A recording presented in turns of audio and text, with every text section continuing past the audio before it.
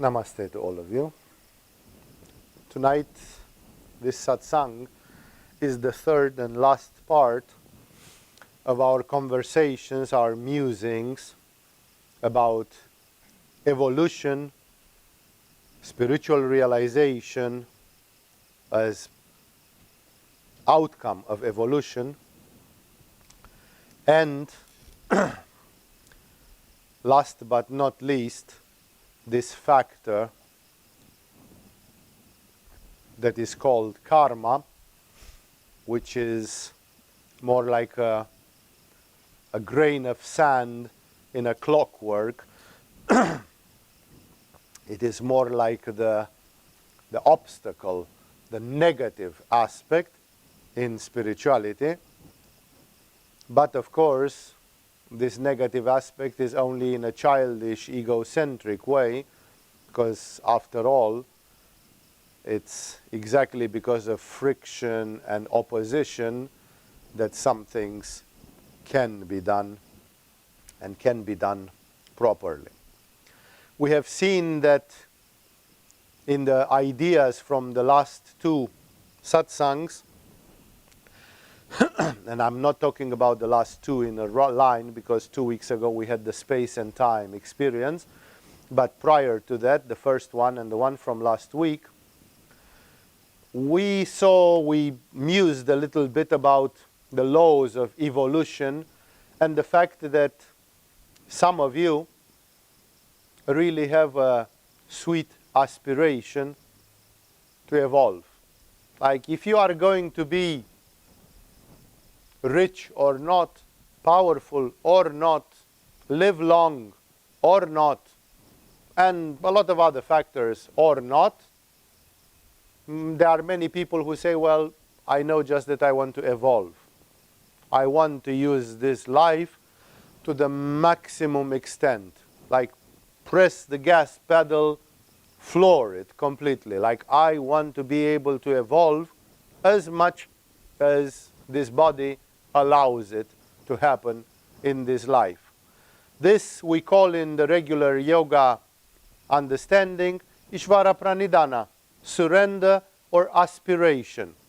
Some yogis compare it with a magnet, with the effect of a magnet. The closer you come to a magnet, the stronger the attraction. So when you come really close, like those of you that are close, they are strongest attracted to spirituality. There is a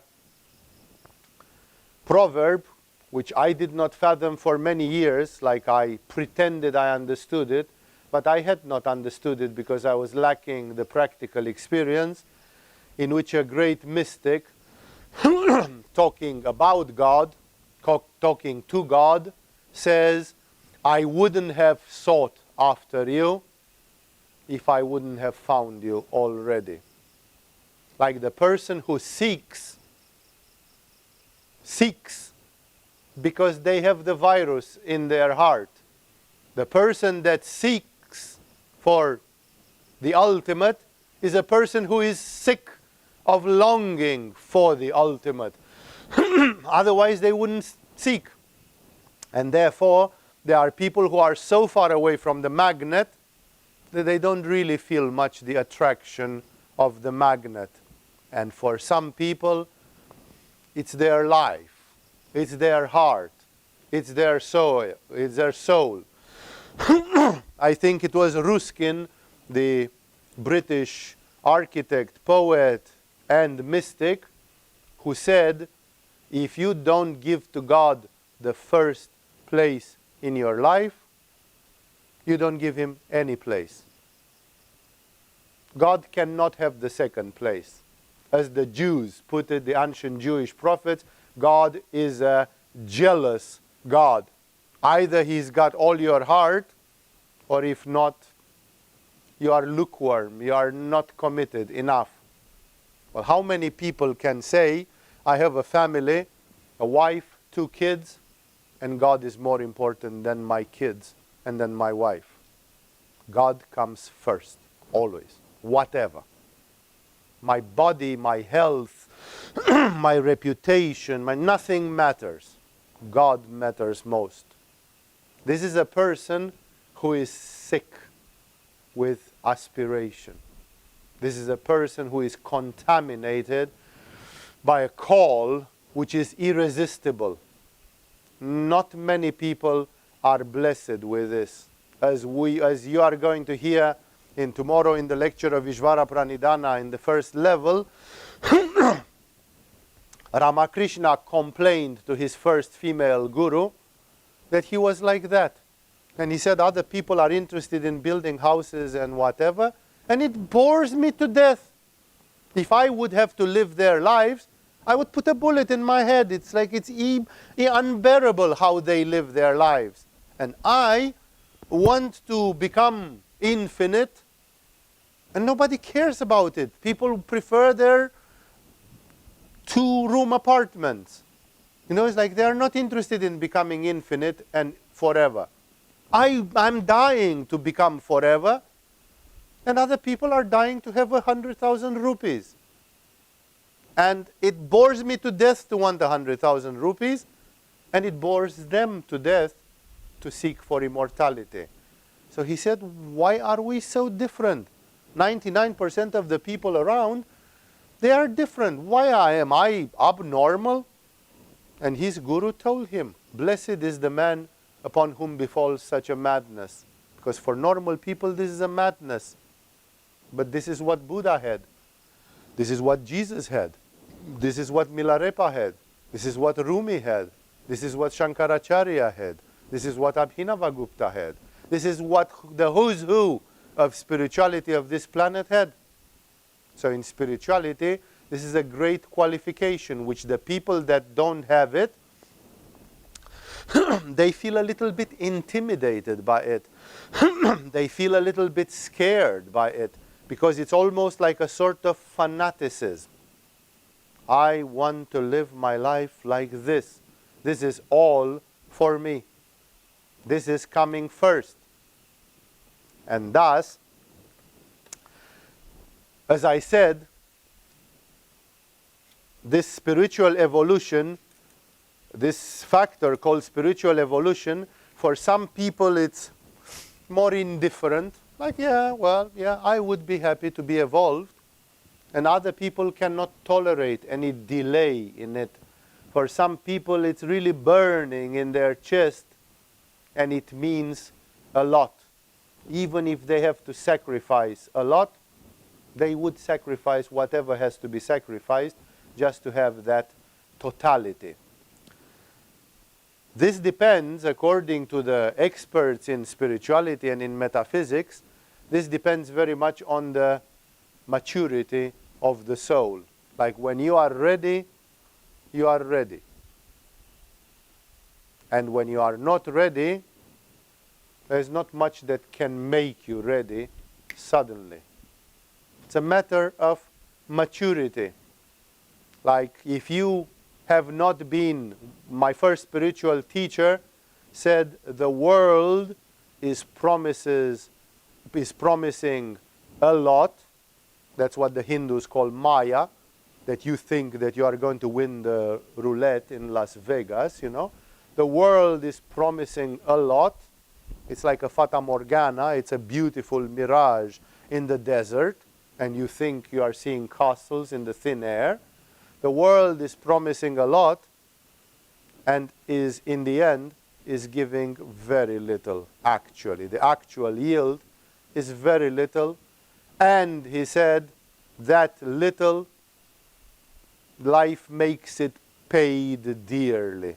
Like in the end of the day, you get this much, and you have paid with all your blood and with all your life for it.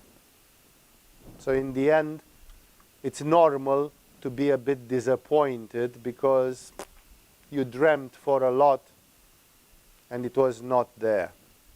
That's why my first spiritual teacher, I've read one of his credos, a paper in which he expressed at some point in his life his decision to go into spirituality. And he said, therefore, I, from today henceforth, I shall commit myself 100% to the divine quest, because I don't want to be cheated by these cheap things offered by life. I want to go fully into this spiritual aspect. So this aspiration, this will to evolve, this wish to evolve, no, like I'm studying myself and I'm seeing that I am patient, I am wise, I am loving, I have a lot of good characteristics, and sometimes they are not there. Sometimes they are lacking, you know. So I'm a mixture. I'm angel and demon, right? I'm a little bit of an angel and a bit of a gorilla, as I said the other day. And what is more in me, the angel or the gorilla? And how much do I want to terminate the gorilla to go to the angel? This aspect, this desire to evolve, is what makes yoga and other things be there. And I want to make it once more clear that the goal of yoga is not different from the goal of life itself.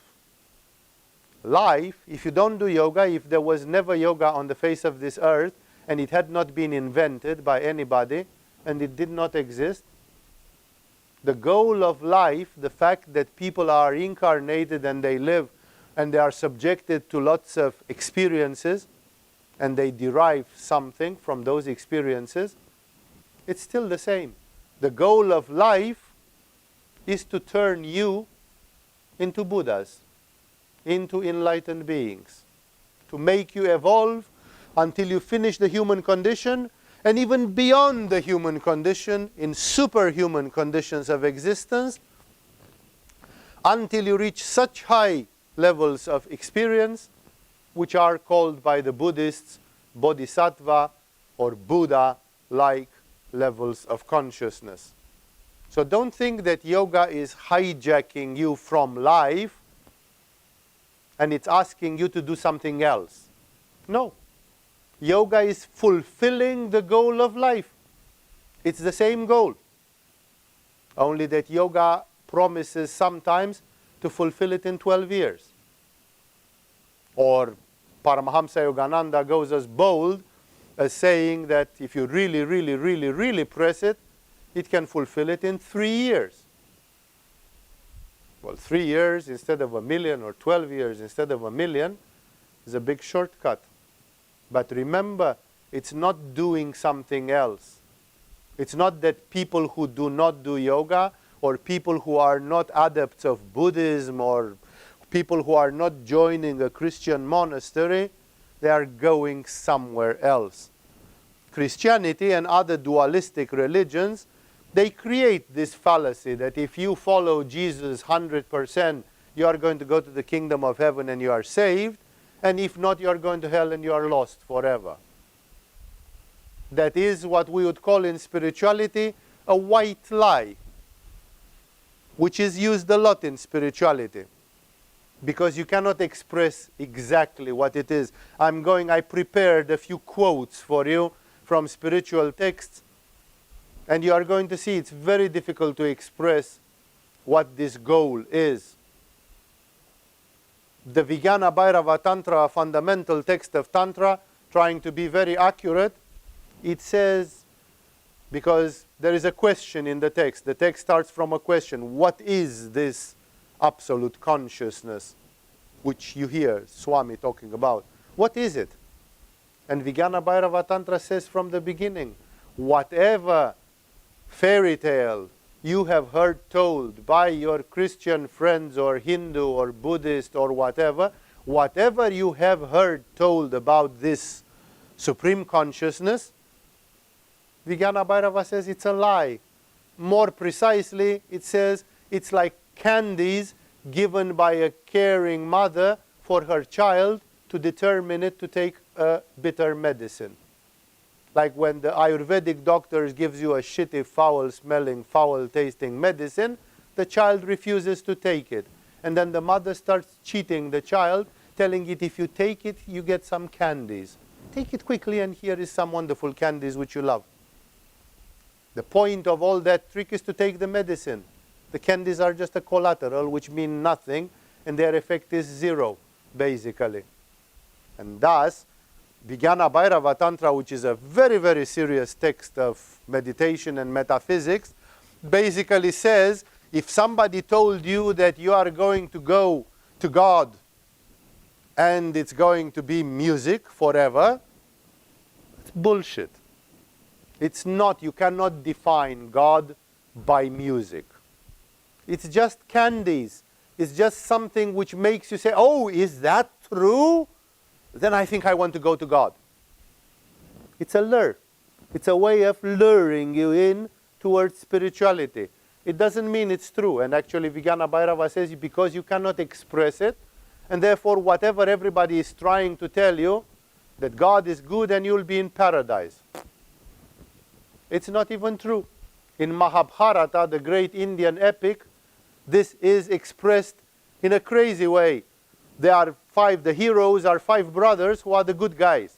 And they fight a holy war against the 100 brothers who are the bad guys. And they are supported by Krishna, who is no less than an avatar. Krishna is God himself, like Jesus, born on earth to change history. But before Jesus, 2,000 years before Jesus. He's another avatar at another historical time of the earth.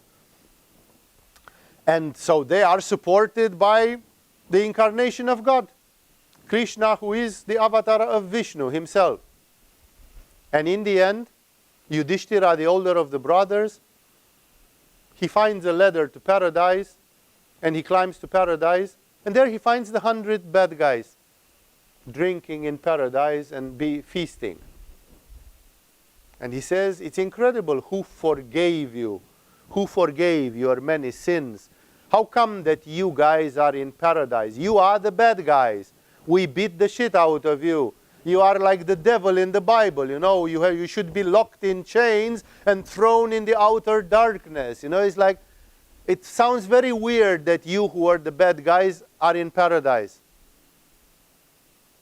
And then he says, but I don't see my mother and my brothers.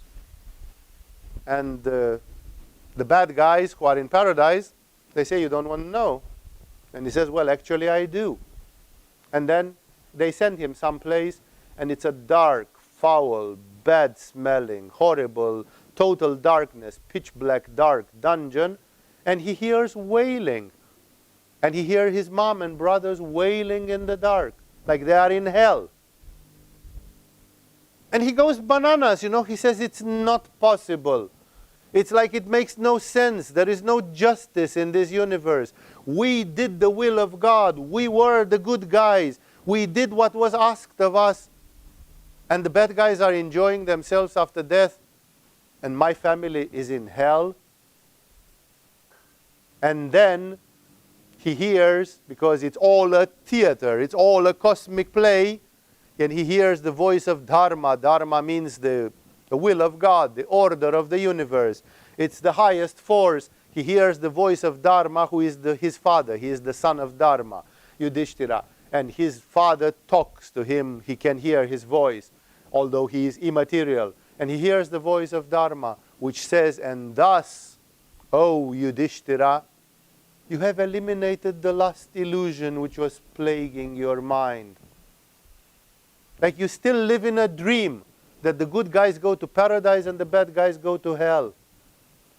It's good when it is written in the Bible. It gives a motivation, like, oh my God, I don't want to go to hell because hell is horrible. And it's good. It creates the fear of God, and it makes people virtuous, makes people moral, ethical, out of the fear of hell. It's a good fear. It's good to be afraid of hell up till a point, because it prevents you from killing, raping, stealing, maiming, and doing things, because you have this fear of the consequences. But this duality, which is put there and which is good, it's not real. That's not the cosmic consciousness. Cosmic consciousness is not that good people go to paradise and bad people go to hell. That's kindergarten. That's a candy. It's a candy given by a mother to a child who doesn't want to take the medicine. And that is why it is important to understand how are these goals, what is really happening with this evolution, because we cannot define properly some things which are way beyond the human capacity of understanding. Almost every month or every season, some people ask 2 or 3 times, why does the existence exist? Why does the manifestation exist? Why did God push 7 billion of us and gazillion of other souls, which are animals or superhumans or trees or all these myriads of souls which exist? Why are they pushed in this wheel? Like, to whom does it serve that spirit is created? It is attached to atoms and minerals and plants and vegetables and animals and humans and superhumans and deities and bodhisattvas and Buddhas. And why does the spirit make this big circle? And to whom does it serve? Because until further notice, most of you can see just 10 meters to the left and 10 meters to the right. And as you look 10 meters to the left and to the right, you see a lot of misery. You see a lot of frustration. You are endowed with an ego, and that ego up till a point serves you, because if you don't have an ego, you are a jellyfish and everybody is trampling on you. But if you have too much ego, then you become forbidden. You forfeit your spirituality and you become a monster. So ego is a little bit good and a lot of it is bad. So should we have, like, the world is characterized by ego. Most people around us, they teach us to be competitive, to mind our own business, to mind our own personal interest. It's like, I'm looking 10 meters to the left, 10 meters to the right, especially now in Kali Yuga, I sometimes see an existence which is horrible, pathetic, sad, depressive. Not always. No, I'm having a sexual orgasm and for 3 hours I'm straight as rain. Or I'm watching a beautiful sunset and for 6 hours I forget about the miseries of existence. But there is a text written by Shivananda, very painful. I'm going to quote it in my Awakening of the Spirit workshop. That's always when I come with it, in the month of August, because it belongs there to the process which we do. And Swami Shivananda called it miserable, mundane existence. And it's a whiplash, it's a whip crack for everybody who says, oh, but mundane life, like daily life, is okay. Swami Shivananda writes 10 pages which make you cry. They make you get goosebumps, because he's like surgeon cutting raw flesh, He's cutting through the whole bullshit, and he writes something so painful and so true, like Buddha. When Buddha saw dead people, sick people, old people, he couldn't bear it anymore. He said, I also am going to get sick and old and die. And it's like life leads to pain. There is pain in the human life, It's like, and what if we don't want this pain? Swami Shivananda, he writes the same. He writes miserable, mundane existence, and it's really shocking, that paragraph which he wrote. And that's why I'm saying that in spirituality, sometimes people are very aware of this process and they say, I'm looking at the left, I'm looking at the right, and life is sometimes good. Like Swami Shivananda is not a pessimist. He had a very buoyant temperament. He was generally a positive person. But he says, eating, sleeping, procreating. Like that's what most people do. Eat, sleep, procreate. A little laughter and a lot of tears. Like there is not even enough laughter for the amount of tears, You just go to the dentist. One of your teeth got broken, It's tears. It's not fun. You would have avoided it. If you would have been built by a benevolent God, you wouldn't have had decadent teeth. Why do we have teeth that loosen up and break and get holes in it? And it's like, why is life made like this? Why haven't we been born with diamond teeth that never break? So we didn't have this pain. Why does this body have so many flaws like this, which inevitably, sooner or later, they lead to pain? So Swami Shivananda doesn't say that you are not having fun from time to time. But he says a little laughter and a lot of tears. And then he asks a big question. He says, is that all there is to life? That's all? Eating, sleeping, procreating, a little laughter and a lot of tears. Like I have some successes. I also had a cancer which gave me a lot of tears. It's like, and in the end when I draw the line, it's like, what did I get from this life? Yes, I can philosophically be happy because I had 80 years of experiences and I got some evolution. But until when? Until when? Evolution, evolution, every life, then I'm going to be born again. I'm going to be a child, confused, persecuted by the family, a teenager, not finding my way, sexually frustrated, doing stupid things, taking wrong decisions, having to build a career, trying to make a family, seeing people dying around me, dear people dying around me, falling ill. It's like, and then dying again. And then in the end I'm saying, I dreamt about a lot and I got about this much. And I had to sell my soul, I had to put all my soul into it for all my life. I had to sell my soul to this process called life. And in the end, I got just a little bit. And there was I ate, I slept, I procreated, I had some laughter, I had a lot of tears as well. It's like, for some people, this image of life is very depressive. It's like, if that's all you can hope to get, and worse, you are going to get it thousands of times in a row. You are not going to be a human being just in the 21st century. You're going to be a human being in the 24th century as well.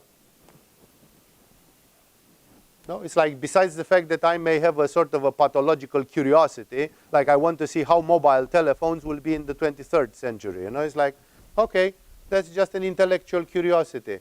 But is my life going to be more laughter and less tears? It's like, am I going to get more out of it? And that's why when we look around, people are asking, like, what's the reason of this? And in India, they give, as I said in one speech recently, they even give stupid answers. They say it's lila, God is playing. But if God is playing and life is such a misery, like Shivananda writes on 10 pages describing a panorama of how miserable life can be, then this game, this lila, makes no sense. It's a very cruel, it's a sadistic, painful game. And it's true that maybe some people slowly become Buddhas. But very slowly, too slowly, and meanwhile, so much agony, so much pain. Think about how people die. Every time when a human being dies, 99 people out of 100, they die horribly. They shit themselves. They vomit. They piss. They are in agony. They are afraid. They are cursing God. They don't know about something. They beg for forgiveness. They do, it's like, even death. Why are people so afraid of death? Because when you look at 100 people dying, 99 die painfully. They die with a kolema bag inserted on their large intestine. It's like, it's like there's nothing decent and beautiful. Very few people would put their legs in the lotus pose, go in ecstasy, like Buddha, lie down on his right ear and say, I'm going in the search of the truth. It's like, I'm out of this. Peacefully, consciously, and even with a big smile on their lips, like the whole thing is a joke, the whole thing is a game, the whole thing is blissful and wonderful. And that's why I'm saying that human beings inquire a lot on this meaning of the whole thing, and we say that the meaning is evolution, but it doesn't fully answer. Like I said, what was before, like now you are somewhere in the middle. Allegedly, and I cannot demonstrate this scientifically, that's just metaphysics, what I'm telling you now, take it or leave it. But according to metaphysics, you have been something before. Before, I mean 100 years before, and 100,000 years before, and even 100 million years before, you were something. And you have a beginning. There is a beginning. You come from something, from somewhere. And, according to metaphysics, there is an end. There is an after. After being this, and even after finishing being human, there is something great, greater than human. And it's interesting that what was before and what lies after, the Buddhists present it like a circle. Like when your spirit was clean and was attached to an atom or to a mineral, you are almost like a Buddha in meditation. You are almost like the Satori of the Zen masters. Pure consciousness, vision, witness, no mind, no emotion, no additions to it. And then you become a plant, a tree, and you start having fear and emotions like trees have, and all the plants have. And then you become an animal and you start having instincts and even a primitive psychology. And then you become a human being and you start having a rational intellect and more developed emotions, more complex and so on. And you are in the middle of something. So you came from a peace, from a simplicity, and then as a human being, if you decide to go into a Buddhist monastery and meditate until you reach nirvana, this nirvana is called by Buddha an extinction. That it's like a candle that you extinguish, that you are burning with desire, and you think you are going to go to Las Vegas and win a lot of money in blackjack because you've got a system and a trick. And you think you are going to build castles in Spain and live in a magic land. And eventually, all these were just dreams and Maya, And when you go and do Buddhist meditation, all these desires and all these wild dreams, they are extinguished. And that's why Nirvana gives this almost frightening image that enlightenment is almost like a psychological death, like a psychomental death, because after it you will become totally disinterested. Your detachment will be taken to such a level that you won't give a rat's ass on anything. Even if your father and mother or sister and brother or wife and children die, you're just not going to care. A Buddha doesn't think that it's bad that his children have died, because everybody dies as well, and that many people will think like this is almost inhuman. It's almost like, who can be like this? Who can rise to such a level? And if you rise to such a level, you become almost like the mineral, like the stone that you were. Like all you can do is witness and of course smile like the Buddha. And what's the difference between an atom and the Buddha? Like the beginning and the end are like a circle. You start from simplicity, you become very complicated as a human being, and then as we make you do yoga and meditation, you start going again into simplicity.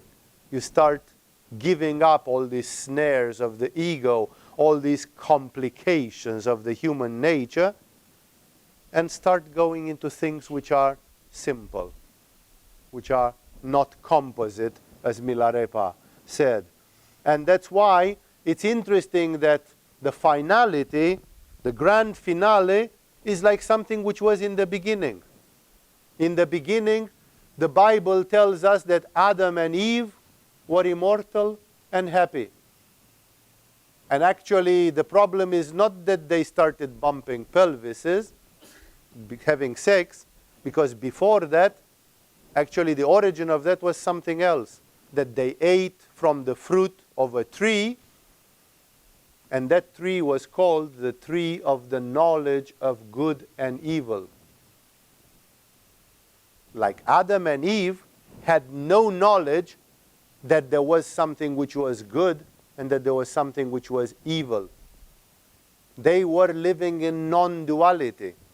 The original consciousness symbolized by Adam and Eve, it's a consciousness which has no concept of good and evil. In the moment when they ate from that symbolic apple, they started saying, wait a second, this is good and this is evil. This creates complications.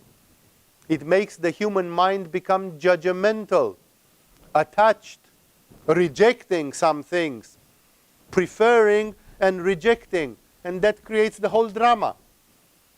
If you wouldn't have a concept of good and evil, you wouldn't be complicated. You would be simple. So actually the original man and the original woman, they are beyond good and evil.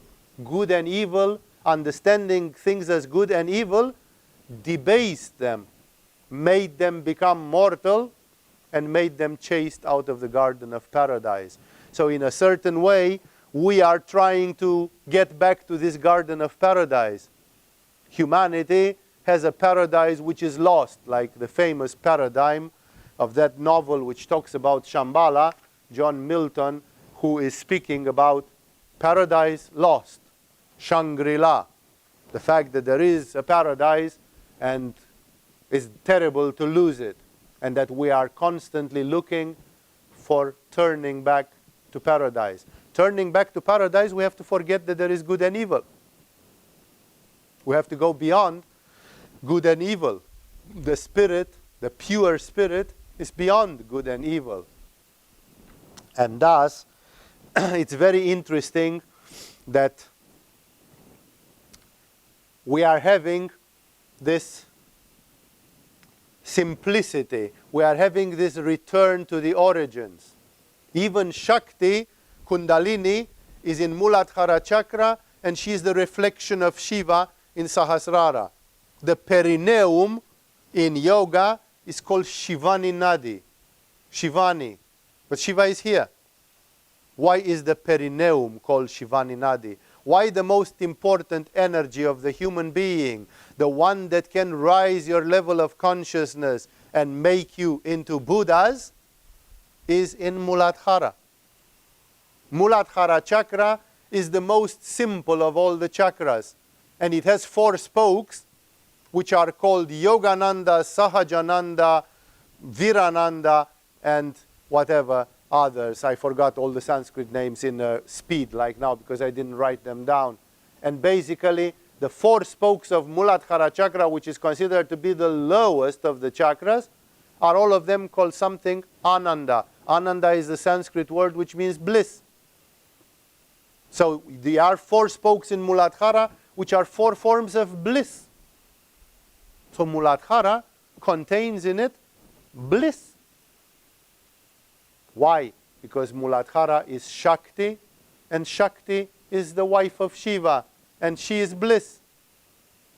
And therefore the high is low and the low is high. The lowest, which is Kundalini, moves up your spine and makes love to Shiva in Sahasrara, and thus the human being is enlightened. Therefore, we always have this image that when you go to the end of the circle, you are like coming close to the beginning.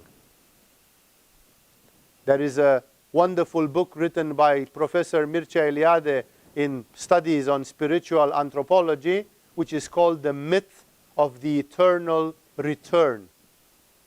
Every religion, every spirituality has this myth that you return home. That spirituality is like coming home. The very word religion in Latin comes from the word re-ligo. Ligo means to tie with a rope, and re-ligo means to reconnect, to retie, which means you were connected with God, now you are lost like the prodigal son, and you have to come back home. Re-ligo, religion, reconnects you. It's not something new. It's something which you had already. That's why that mystic said, I wouldn't look for you if I wouldn't have found you already. Mircea Eliade, he said the religious sentiment is inborn in the human being, is inbuilt. Even people who claim that they are atheistic, they are still having that. I remember once a semi-tragic thing that a airplane pilot, a military jet pilot, crashed in the city where I was living as a teenager, as a young man. And there was a plane crash, and 2 people crashed. And the first of them, who was, I think, the younger one, he just tried to catapult himself. And he died because it didn't succeed from a low height. And the second guy, he desperately tried to land impossibly. Like you cannot land a pencil, a flying pencil, a supersonic jet. You cannot land it just like this. It requires ultra special conditions. And this guy tried to crash land it, and miraculously he managed to land it, and he escaped alive. He just had a little damage in the spine, and 3 months later, knowing that I did chiropractic of a yoga type, his wife called me at his apartment to crack his spine and to put his vertebrae back, and his damage was solved. Like, he got nothing. And the thing which endeared this man to me, and why I went to help him, I'm not saying that otherwise I wouldn't, but it motivated me more, was that the radio recordings, in the moment when the other guy catapulted and this guy was about to land his jet, although he was a communist military officer, therefore brainwashed with atheism all over, he started shouting, praying to God. He simply said, God, I have 2 children. Don't leave them without a parent. Please, please, please, let me live. And he landed miraculously.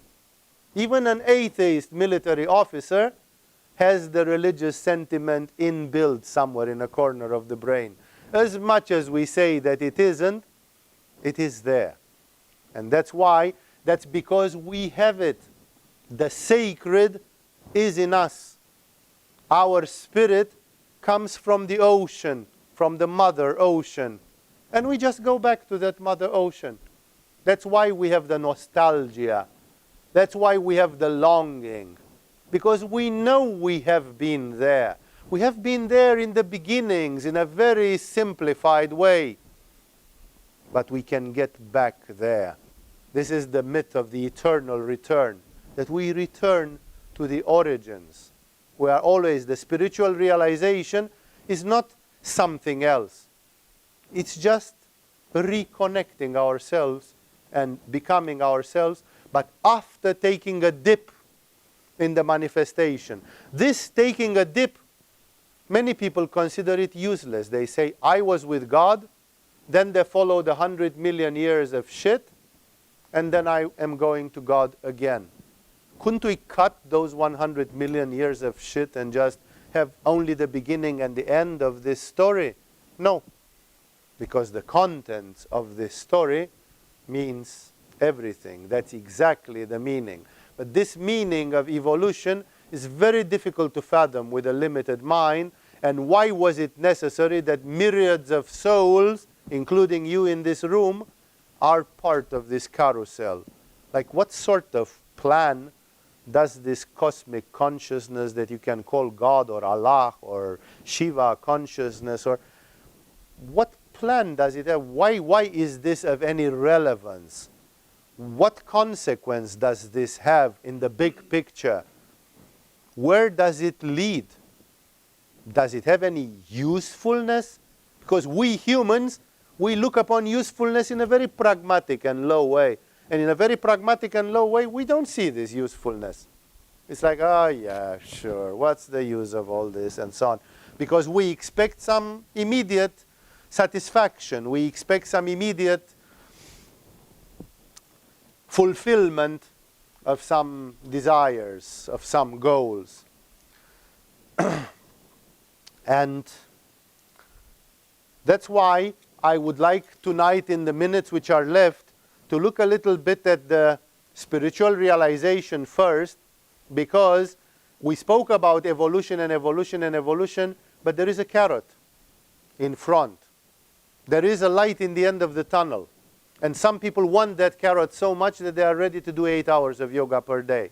Some people are not. And it makes no difference. It makes only difference in the length of the process, and the way it's going to happen. But life, the universal life, the wheel of life, and yoga have the same purpose. Yoga is not trying to do something else. And that's why let's look at this goal. This is the spiritual part of yoga. This is the fourth part of yoga. I'm not talking about now that yoga can generate health, which it can, at least for a while, because everybody dies sooner or later. So I hope you don't think that yoga generates health for the next 15,000 years. You will live 100 years, and then one day you will lie down, put your hands on the chest, and still pass away, because your body is still decaying, unless you reach to do yoga at levels which are supernatural and miraculous. But as long as you live by the laws of nature, things are linear there. So of course yoga gives health and a lot of other physical benefits.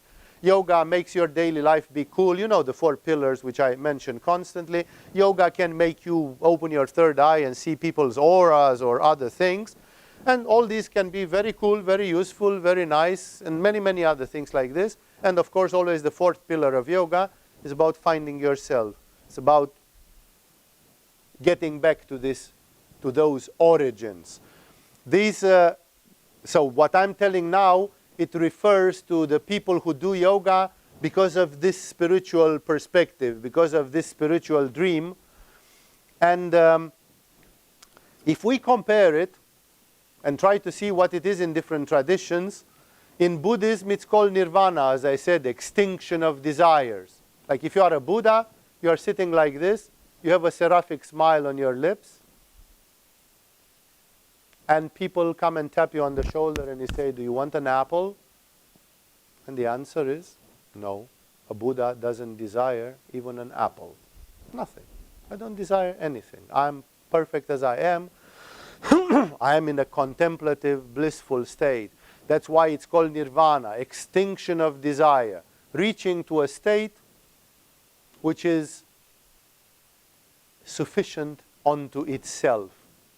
Like you don't require a sexual partner, you don't require people to be around you so you are not lonely anymore, you don't require fame, glory, comfort, apples, sunsets, nothing. You are happy already. All the sunsets and all the apples have been swallowed by your consciousness already, and you have them.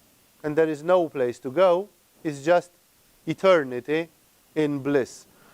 There are many paths of extinguishing, many ways of extinguishing desire according to Buddhism.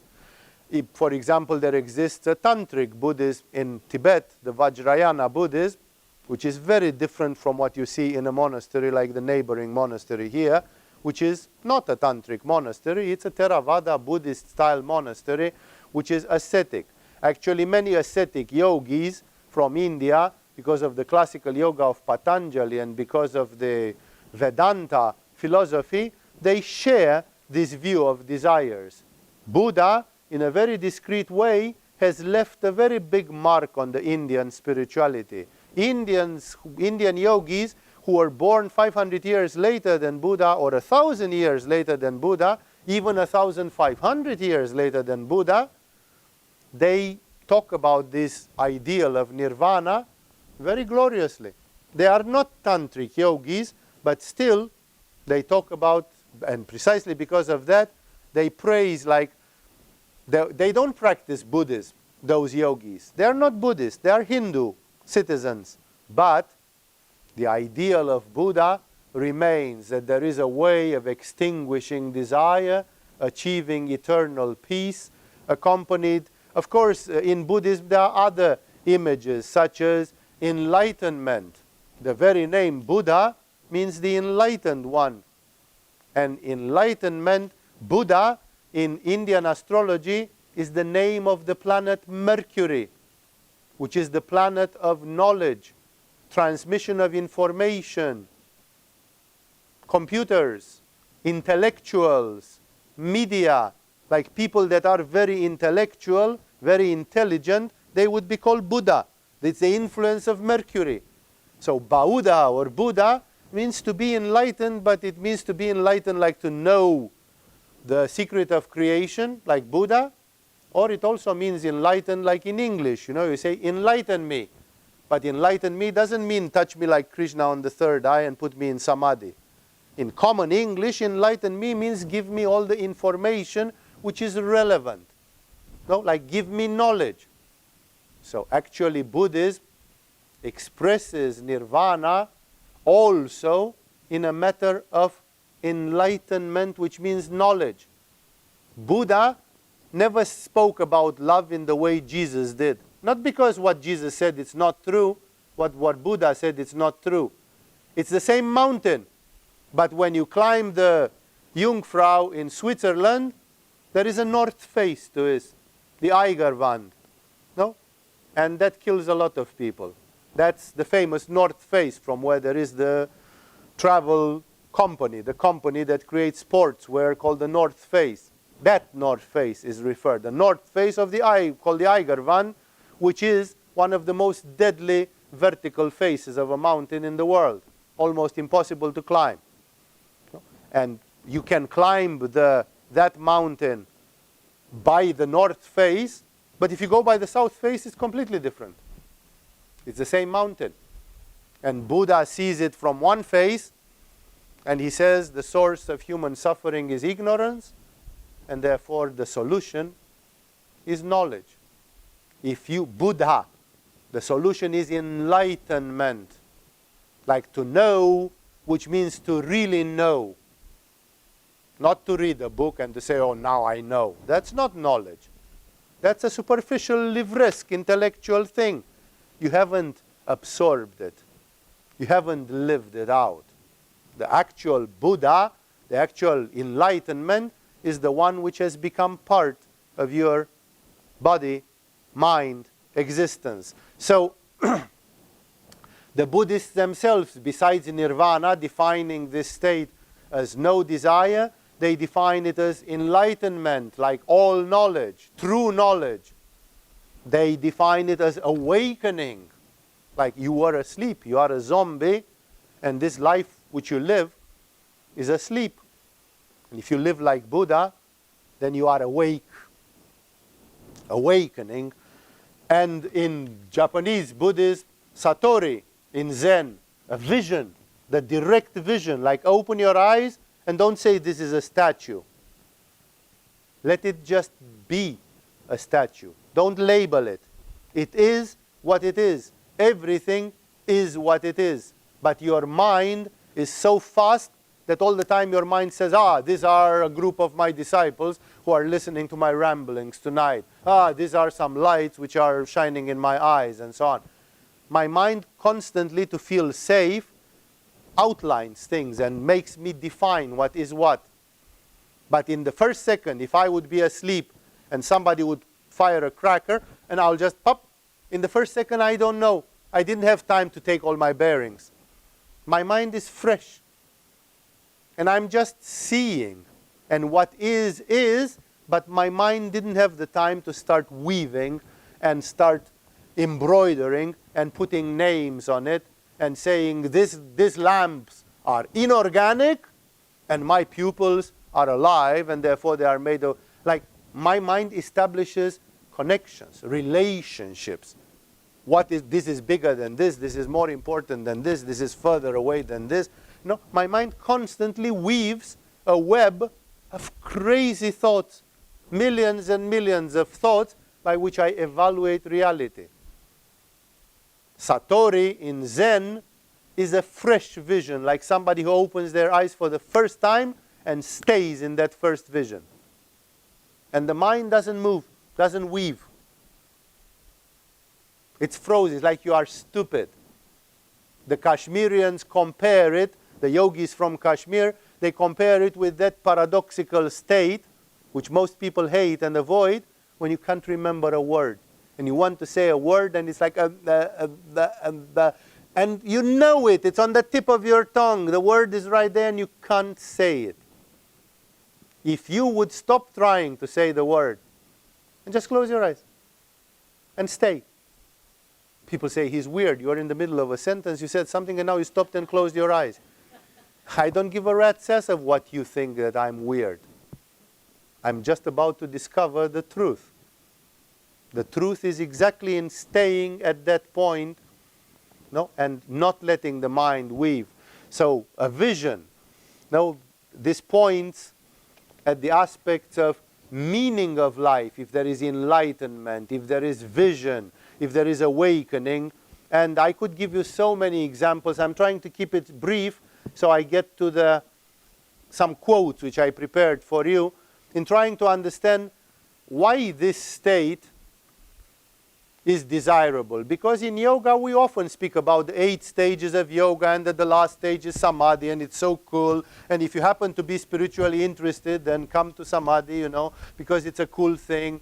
And we talk very often about the spiritual parts of yoga, and the spiritual parts of yoga are like this, and like this, and like this, and you activate your crown chakra. And of course, intuitively, because this is a truth which is not my truth, it is our truth. It is the truth of existence. It's the truth of Shiva. It's an archetypal thing. I can only tell you what is given to me. And I didn't invent yoga. I am an unworthy transmitter of yoga at the 50th generation of yogis along the lineages of yoga, after thousands of years of yoga. I am a poor Westerner who teaches yoga being born in Kali Yuga. And when I was 2 days old, they vaccinated me anti-polio and it's like I'm a victim of the Kali Yuga as much as you are. I have been educated in a school which taught me atheism and things like this. I have been having all the dramas and traumas of life. It's like I'm grown in Kali Yuga just as you are grown up in Kali Yuga. No, we come from the same place. And yet, yoga is pure. The spirituality comes from beyond the century. That's why they say that the yoga texts are written by Shiva. Of course, they are not written by Shiva, textually speaking. Of course, a man wrote, but that man was in contact with this cosmic consciousness, and he said, it's not me. It's the immemorial, it's the eternal which writes this. That's why they say that the Bible is written by the Holy Spirit. Of course, modern anthropologists and scholars, they ridicule, and that's why they put down Christianity and all this, because they bullshit. It's written by some Hebrew Palestinian scholars in this century and that century. Look at the language, look at mistakes of orthography, look at this. Because of course it's written, literally speaking, it's written by some human beings. But where did those human beings get it from when they put it down on paper? No? That's why spirituality, this supreme consciousness which brings us home, is for all of us there. And that's why, first of all, I'm trying to show to you what this state of spiritual realization, either you call it arousing of Sahasrara, or who am I, or whatever, how this state of consciousness is manifested in different spiritual meridians, to understand that different people, like Buddha, was definitely a person with a big Ajna chakra, and he had a lot of intellectual power, and he had the power to synthesize things, to boil them down, to say the 4 noble truths, the 8 things to be done. Like, aren't there 9 things to be done? No, Buddha says the 8 things to be done. There are not 9. There are not 7. There are 8. Like the Jewish prophets, like Moses, the 10 commandments. Aren't there 11? Couldn't we just reduce them to 8? They are the 10 commandments. So that's why I'm saying, there you see a lot of ajna. In Moses, in Buddha, you see a lot of mentalizing the things, that things are about a knowledge and the precision. But others, for example, like in the well-known case of Jesus, they have expressed it in other ways. And it doesn't mean they were less right. It means they were looking at a different face of the mountain. They were not climbing the north face, they were climbing the south face or the west face. And then the mountain looked different. There was something else to climb that mountain. And this gives us different views of what is awaiting for us. Because ultimately, what you need to know in attending a yoga school like this, after being in a yoga school like this for 6 months, for a year, for more, what you need to know is if you really want to press the gas pedal or not. Because of course it takes some time and some energy, and instead of just buying a container full of silver and taking it to Holland and selling it at full moon markets or at rock concerts, and therefore making an import-export business, you are staying here and standing on your head. In this time you could have bought silver in Bangkok and sold it in Amsterdam, you know. You could as well have done that. So why should you choose standing on your head and not going and buying? And of course you can do both. Some people do both. But I'm just taking it in black and white, like if you had a choice. That's why I'm tonight, when I conclude this thing about evolution and where we go, who we are, I'm thinking very much about what is in the end of the tunnel, so that people looking at the different facets of it, they would say, Swami said about 5 things tonight, and none of them rang my bell. Like, no, it's not really worth it. I prefer to sell silver. It's more satisfactory for me. Don't think it's impossible. If you are here, there is a fair chance that many of you will not go for the silver business. Not because I have something against silver business per se. I'm giving it as an example. But out there, in the world out there, 999 people out of 1,000 would sell the silver. They don't care about that light in the end of the tunnel. It doesn't attract them. It doesn't ring a bell, either because they don't believe in it, or it sounds like it's too far away, or it sounds like it maybe it's bullshit and it's just selling dreams or something, but for a reason or another they don't click. They don't get electrified on it. That's why yoga says that some people are prepared, some people are not really prepared. In Christianity, realization, this state, the light in the end of the tunnel, means saintliness. It's called divinization of man. That man or women can become divine. If you pray 12 hours per day, if you stand in the desert 15 hours per day like this, until fire starts coming out of your hands and you become like a pillar of light, in 10 years you will not be a Tom, Dick and Harry anymore. Person who does that 10 years is becoming a superhuman. It's becoming something else. You evolve beyond humanity. And this is called divinization of man. In the beginning, people spending a lot of time in prayer and other contemplative practices, they are called improved human beings. And then you get so improved that you are not only improved, you are divinized. Christianity even describes 2 stages of salvation and perfection. Salvation means partial evolution up till a stage which is good enough for today, for this life. And perfection means Buddhahood. It means acquiring everything. And this is formulated in terms like reaching eternal life, like reaching the kingdom of God, reaching grace, reaching communion, like the Latins called it unio mystica, the union, the mystical union between your soul and God by prayer, becoming one in ecstasy. And this vision in Christianity, it emphasizes love, power, purity, knowledge, influence, and other human. Like if you will be a saint according to Christian ideals, you will be close to God. You will be one with God. Your prayers will have power. For example, Saint Teresa of Avila, a great 16th century Spanish Roman Catholic saint, she said that every night in her sleep she had lucid dreams, and she was descending to the gates of hell, and with her prayers she was pulling souls out of hell. Every night. Like she prayed hours to get people to get rid of hell. That's a power. It's an influence. It means I'm so close to God that I can ask for favor. Oh God, have mercy of all these souls that are in hell right now, and let me take a few of them out. Whoever you want, however you want, please, please, please, oh God, let me save a couple of them. Hey, you are powerful. You are not every Tom, Dick and Harry when you can do that. Again, But that doesn't insist, like the Buddha doesn't say, well, and I also could go to hell, and say, he doesn't care. He doesn't look at that side of the mountain.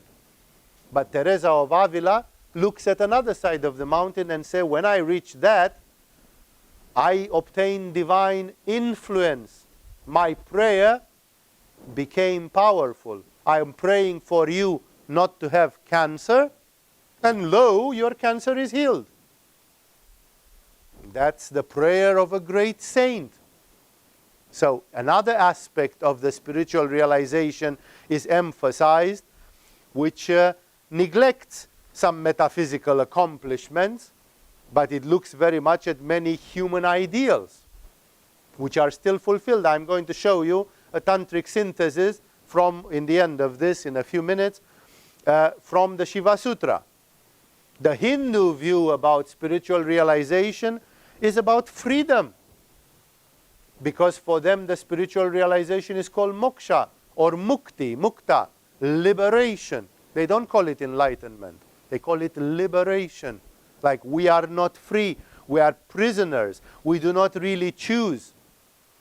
We are the prisoners of our karma. Constantly we pamper our ego.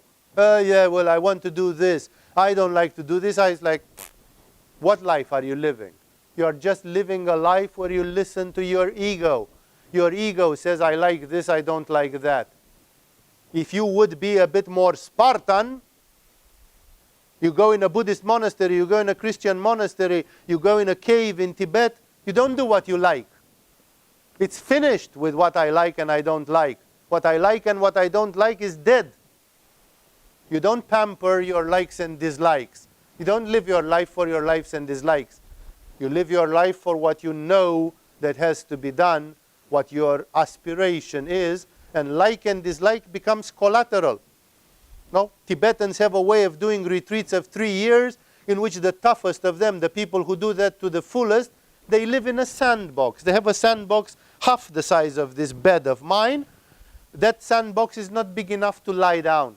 It's just big enough to stay like this. Imagine a frame around this full of sand, and I'm sitting on it. And they are supposed to sit in that one for 3 years, 3 months, 3 weeks, and 3 days. You don't lie down, basically. You sleep like this. You don't get out of the sandbox. That's not about what you like and what you don't like anymore. It's about something else. You don't live your life to just satisfy yourself and your likes and dislikes. That's why I say you have to be motivated. If you are not motivated, you will not subject yourself to such things. And thus, the Indian view, the Hindu view, is that we go against this ego pampering where we choose wrong and when where. And this is where karma comes in, the famous story about karma. They call this liberation as a liberation from karma. And the liberation from what the Kashmirians call the kanchukas, the armors which force us, like time is one of the kanchukas. Time is forcing you forward, forward, forward, forward, forward. What if you could for a second stop time? Tell to Kali, shut up. Stop, freeze. Then what's happening? Nothing. Nothing more. There is no tomorrow. But if there is no tomorrow, then what is the eternal today? What's now? What's this eternal present moment which is there? So thus, the Hindus insisted very much on this aspect of liberation, that there is karma, and as long as you have a little bit of karma, good or bad, that karma pushes you. That karma is like you would live your life. Imagine that this is your room in your apartment. Imagine that this is your house, that this is your village, and your village goes like this. What do you think will happen? In no time, the whole village and everything will be down here, because it's a slope. And this is how karma is. It means the karma sends you here. It doesn't mean you are obliged to go here. But 999 times out of 1,000, you will end here, because you live on a slope. And everything tends to flow that way. Karma is not obliging you. Karma is like, instead of putting a slope, imagine that there is a huge wind, a hurricane, which blows from here. 200 kilometers per hour winds from left to right. What do you think will happen? In half an hour, everything will be jammed here because of the wind. That is karma. Karma is like there is a tendency for things to go somewhere. Like if you have the karma to break your leg, or worse, to lose your leg, there is a crazy force in your life which is pushing you to make choices in which you tumble stupidly and unwittingly towards the point where you get an accident and you lose your leg. It's karma. It doesn't mean that you have to lose your leg, but it means that very probably you will, because you don't pay attention. If you pay attention, you start walking like this and say, fucking hill slide. You know, it's like, why? I don't want down there, I want here. You can fight with the karma. But you have to stop going on the line of minimal resistance. You cannot take the path which is wide and easy. You have to take the path less trodden upon. You have to take the difficult path to fight with karma.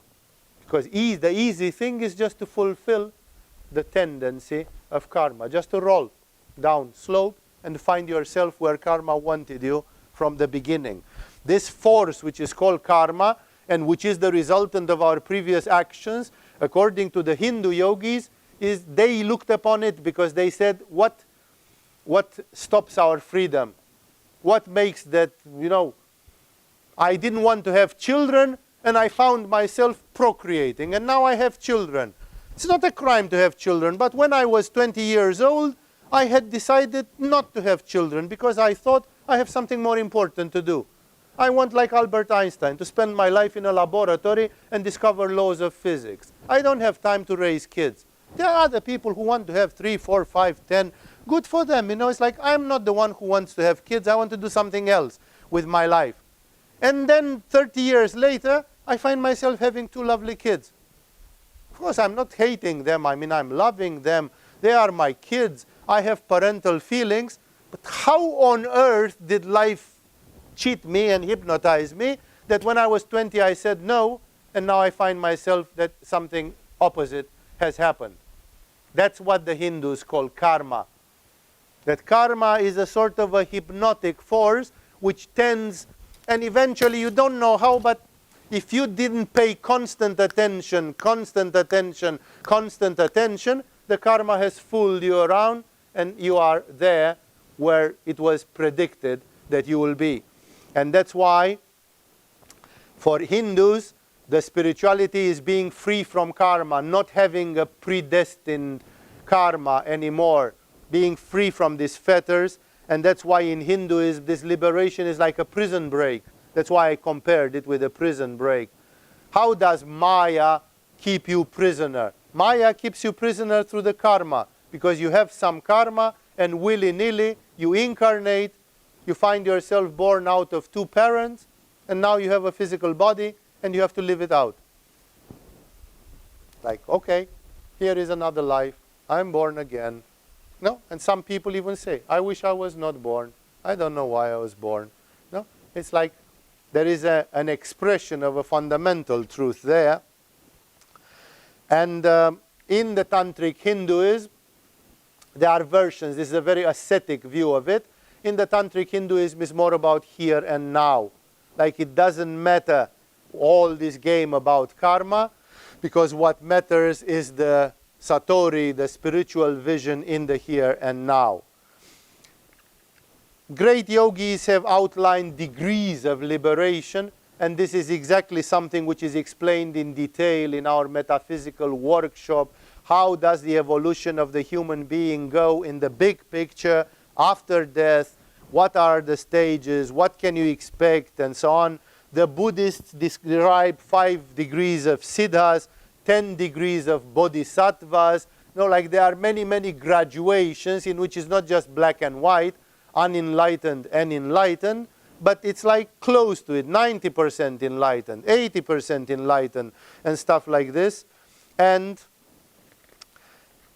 This spiritual realization moves into the place which the Kashmirians and others call the Bhava Samadhi, when it's not just a state of consciousness, but it's a way of existing in the world with the eyes open, with the breath going on, like Jesus, walking, speaking, teaching, acting, and at the same time sharing this ultimate state of consciousness.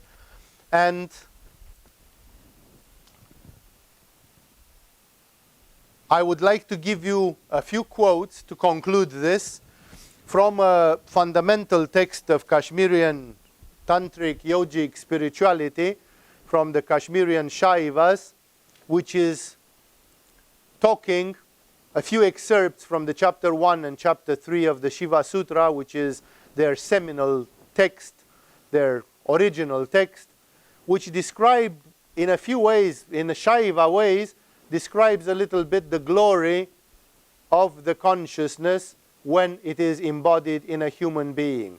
Of course, Kashmiri Shaivism has the ultimative, like Kashmirian Shaivists speak about a yogi who is like Jesus.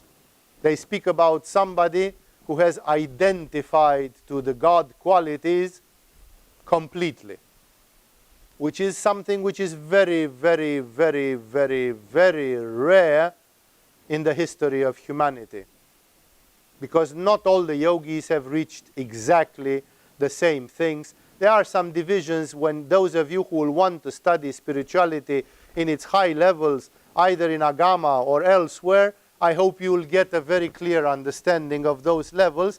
This is not a conference about that, and those things are extremely elevated.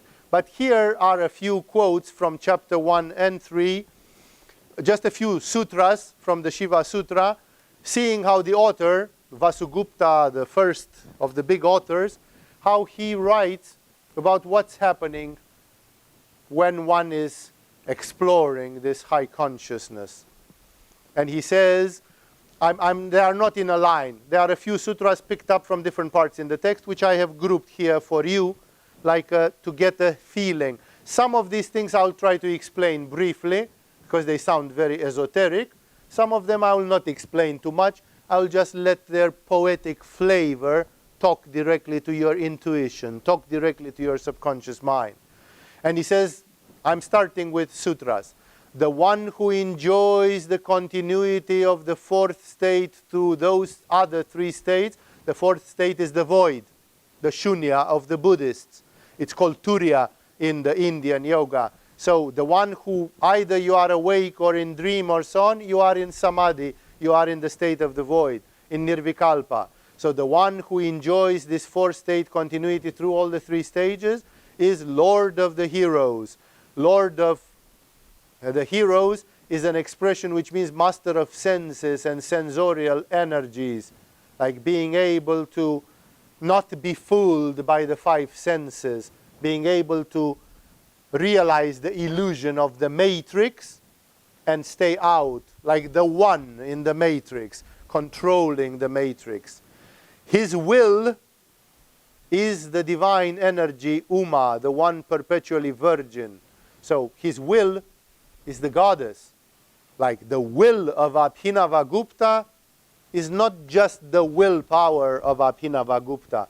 His will is the universal energy called Uma, which means his will is universal, irrepressible. From here comes the concept of omnipotence. When your will is Uma, which is the virgin name of the goddess as a virgin, the virgin energy, then what can your will do in this universe when your will is the cosmic energy? His body, Sharira in Sanskrit, is the entire perceptible world. Like his body is everything that can be seen. His body is the universe. Very difficult to understand, right? It's an existential condition where one is not Tom, Dick, and Harry. His will is the cosmic energy Uma. His body is the perceivable universe, world. By compenetration, by mixture, by merging, by laya, we call it, it's like the Laya Yoga. By compenetration with a pure principle, which is Shiva, the consciousness, he obtains the energy of freedom. Because only spirit is 100% free. The only thing which is 100% free is what you could call God. In Kashmirian Shaivism, we call him Shiva, the cosmic consciousness, the universal consciousness. That's the only thing which is above all the karma, all the chains, all the kanchukas, all the limitations.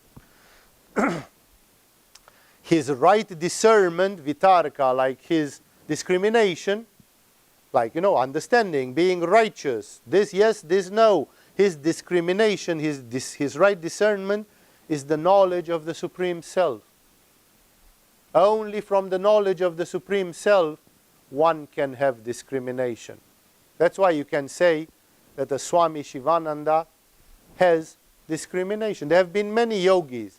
There have been this plethora of yogis, Krishnamacharya and Iyengar and so on, who did a lot of this mechanical Hatha Yoga of the 20th century.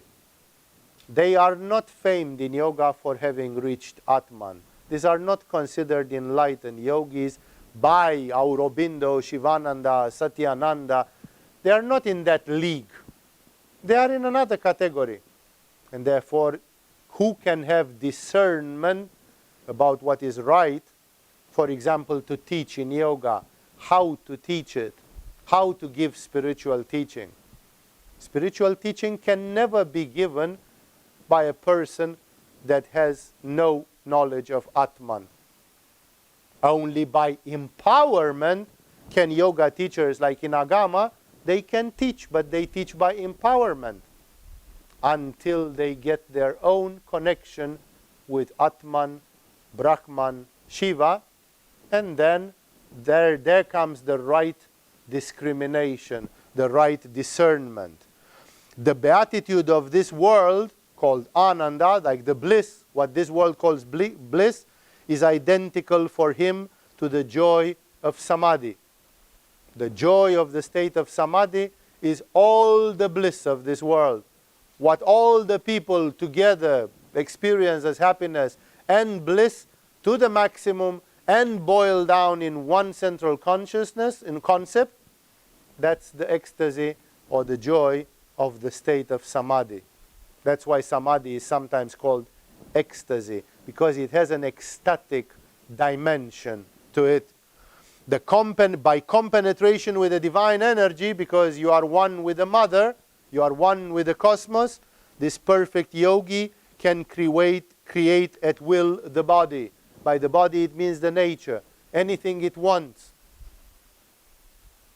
Like, this is why people like Shivananda and Yogananda, they have done some amazing things, because they had compenetration with Shakti. And in a certain way, things are happening. Of course, not everything can happen all the time, because there needs to be a surrender to the will of God. Not everybody in yoga walked on water, raised dead people from their graves, did I don't know what, because it was not required. The divine consciousness didn't want that to happen all the time. It happened 2,000 years ago with that guy called Jesus, and that was a big enough example for a while. It can't happen every day, all the time. It doesn't respect the rules of the game. So that's why many people say, well, if they can, why don't they do it? It's not about the fact that you can. It's also about the fact if it's required by the divine order, by the order of the universe, to happen in this moment. There is a beautiful, because I was talking about Borges and his Sand book, or whatever it's called in English. I read it in Romanian many years ago. And in his book there is a novel, a short novel, which is called Paracelsus's Rose, the Rose of Paracelsus. Paracelsus, a great magician, mage of the medieval time. And it's like this, that a disciple wants to force Paracelsus to show him something. And he says, if you are a true alchemist, then I can burn this rose, calcinate it, turn it into ashes, and then you should just say some mantra or click your fingers, and make it back into a rose. And he burns the rose without asking for permission or if Paracelsus wants to do it, and then keeps pushing on him to do it. And of course, when Paracelsus is not doing it, he starts mocking Paracelsus, like, perhaps you are a false teacher, perhaps you are not the real thing. And he keeps on going like this until he gets disappointed, he stands up and leaves. And the novel is beautiful, because then after he leaves, Paracelsus looks at the ashes, says one word, and the rose is right there. Paracelsus could do it, but not in front of him, because he had his tests to pass, he had his existence to fulfill, and Paracelsus was not supposed to burn his evolution, to take away the tests from him. He had to go, he was full of doubt, and Paracelsus was not born to remove his doubt. Jesus was born to remove some doubts, not to everybody. Even Jesus was hated by more than 50% of the people around him, apparently, because they voted for him to get crucified in favor of some zealot called Barabbas. No? So it's like even Jesus, who walked on water and raised the dead, didn't quite manage to remove people's doubts. Even when people said, yeah, it's like apparently he raised the dead man from the... But he did it with the devil's power. It doesn't count. It doesn't come from God. No? Like, how far do you have to go to convince all the monkeys? The gorillas remain gorillas. Even Jesus cannot make gorillas in not gorillas. No? So that's why I say, here, this statement is very strong, because he says by compenetration with Shakti, he can create at will the body of the universe, Yeah, doesn't mean you are allowed to do it all the time. Everything is possible, but not everything is permitted. He can join the elements, separate the elements, and bring together everything.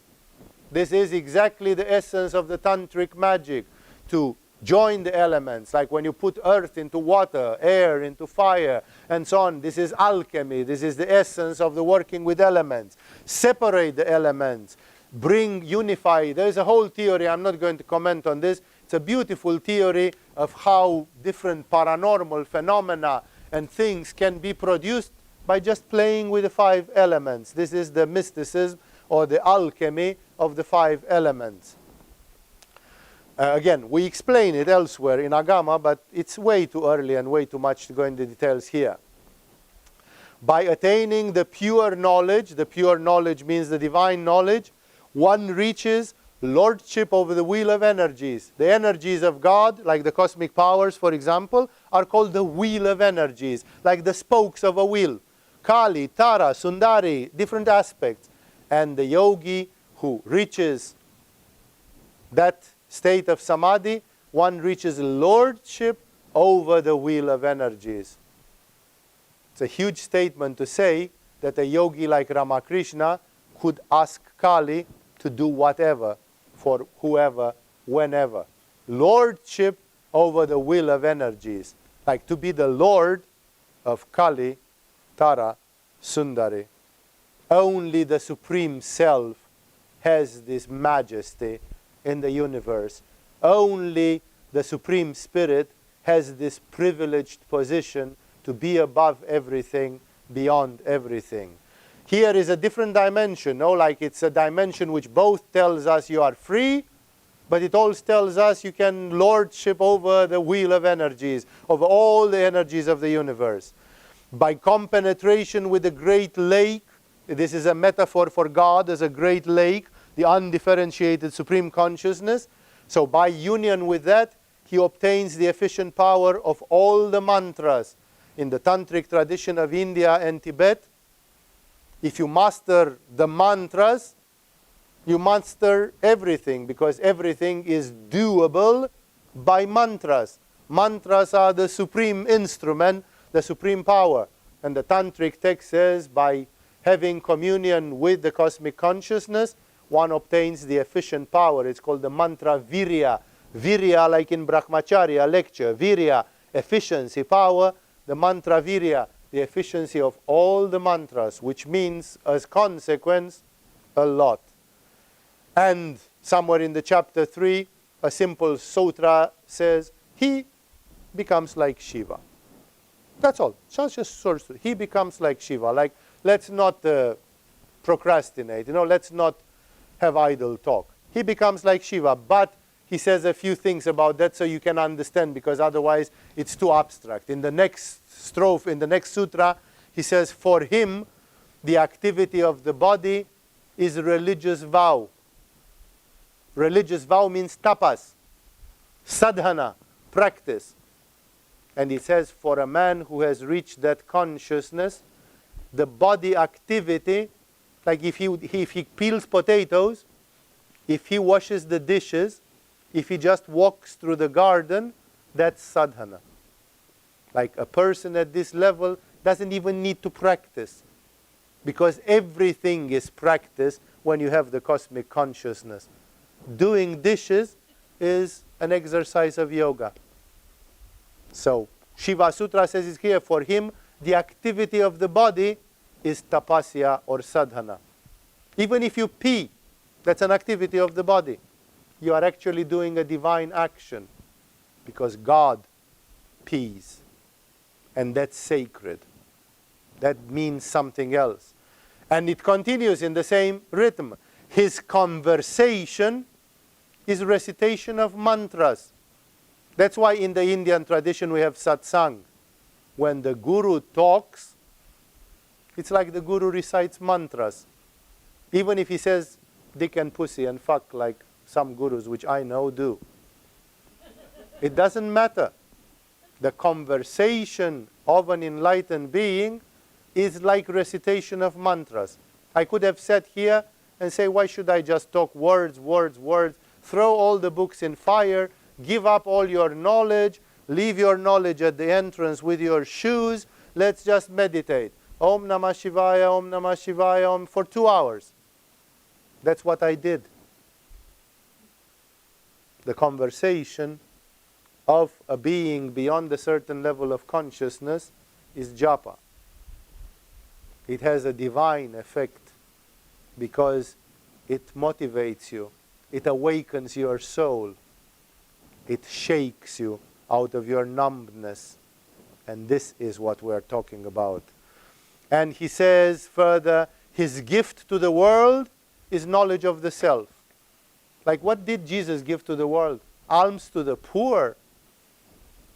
What Jesus gave to the world is spirituality. Jesus constantly talked about God, going to God, being one with God, loving God, striving to be perfect, and all those things. That was what he constantly said. The fact that now and then he healed a leper was more to demonstrate that he was not a complete hoax. Like, if I can heal lepers and blinds, it means I know what I'm talking, right? Not all the gurus in history were allowed to do that by the requirements of the divine law of their time.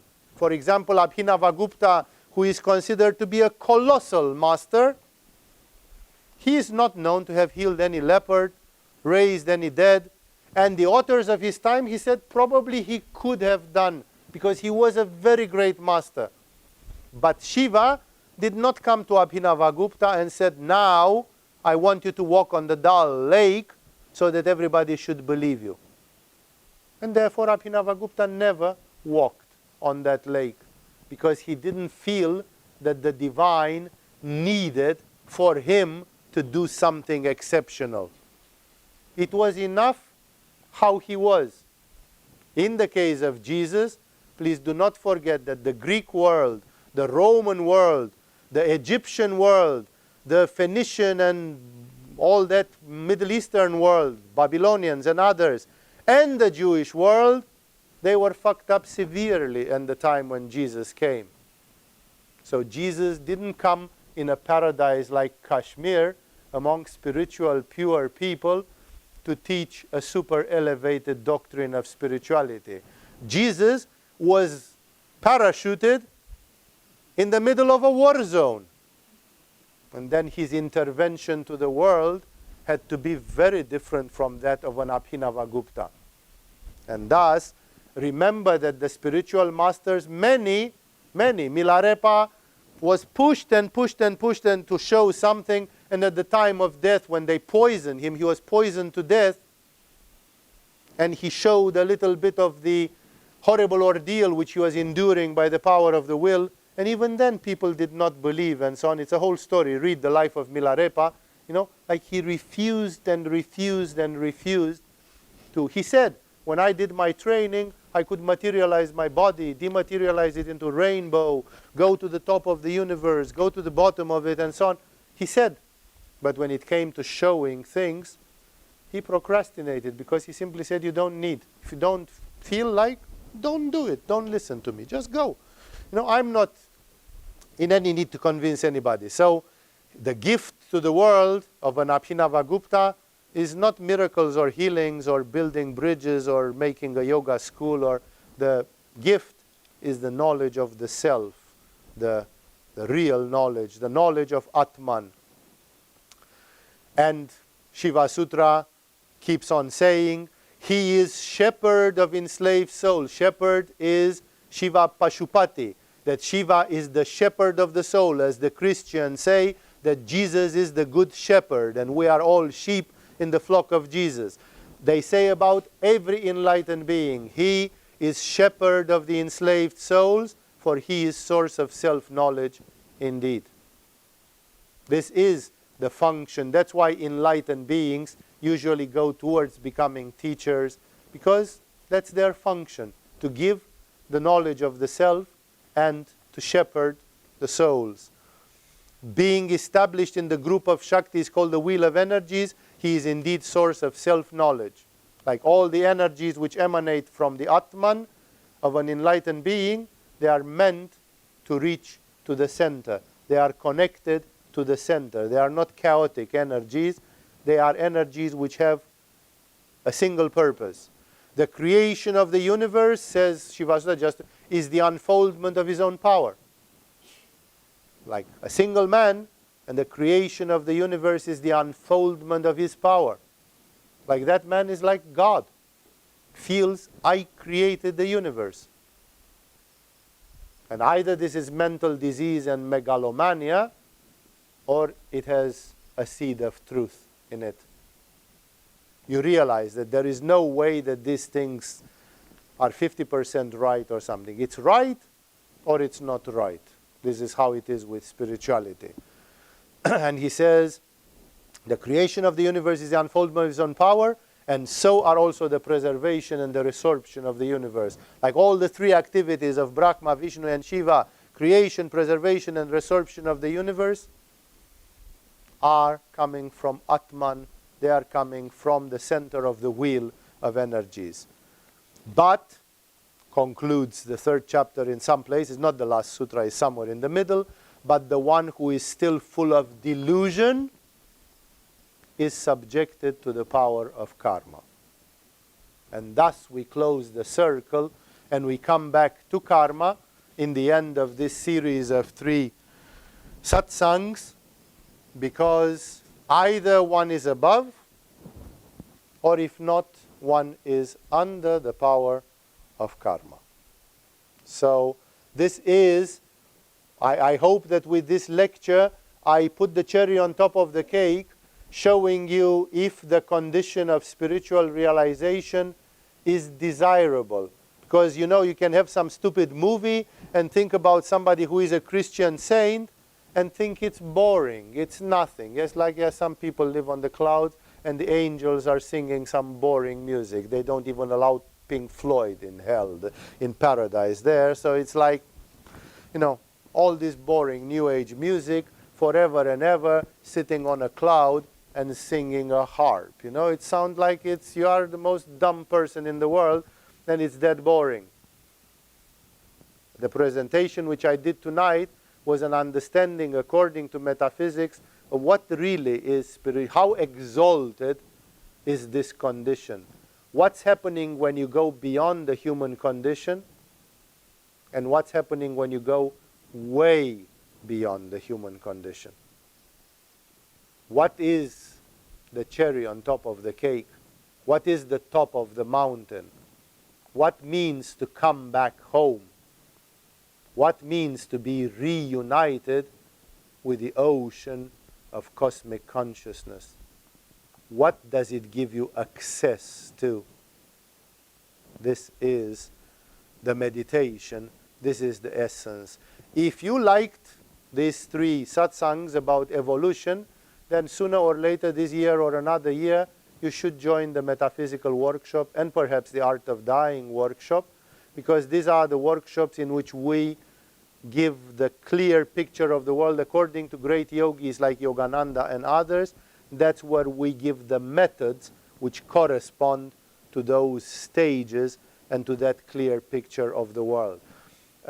In a certain way, this metaphysical knowledge, the satsangs which I gave these days, as well as workshops like the metaphysic and other, they are rounding up the knowledge which you get in the yoga courses. Because in the yoga courses, we don't have time to speak much about this. We teach you Uddiyana Bandha, we teach you the shoulder stand and the headstand, and we do the Uddiyana Bandha and the shoulder stand and the headstand with you. Every day, in every class, again and again, making sure that you are doing it correctly, that you are not hurting yourself, that the energy is not running in some chaotic ways, that you got it, and that you practice it, and that you deepen it. And that's because, of course, ultimately, practice, practice, practice, practice, practice, practice, practice, practice. That's the only thing which will give results, which will produce the actual results. But this technical thing that we teach in yoga is also surrounded by this metaphysical, philosophical, intellectual understanding, which when the human being hears, it produces an effect in the soul. Sri Aurobindo, who was a very conventional yogi and who invented the concept of Purna Yoga, integral yoga, like everything should be turned into a yoga, he said sometimes you sit on the terrace of a restaurant, you read a good spiritual book which shakes your soul to the root, to the core, and that's more valuable than if you did exactly the same time which you did the reading, if you did meditation or Hatha Yoga. Like sometimes the right spiritual knowledge makes miracles, because it awakens a nostalgia, it awakens some memories which are sleeping in your subconscious mind, and it gives this motivation where you realize, oops, I never thought about it that way. That's really something amazing. That's something that should be done. So that's why metaphysics, in our school at least, it has its part, it has its role, and we advise people to understand this philosophical, metaphysical part of yoga, which is not just a sterile armchair philosophy, but it's a philosophy which is connected with Uddiyana Bandha, with headstand, with mantra meditation, with this, with that. So these things are organically there. This was the end of this series of 3 satsangs on the idea of evolution, karma, and spiritual realization. Thank you all for joining, and I will see you in coming.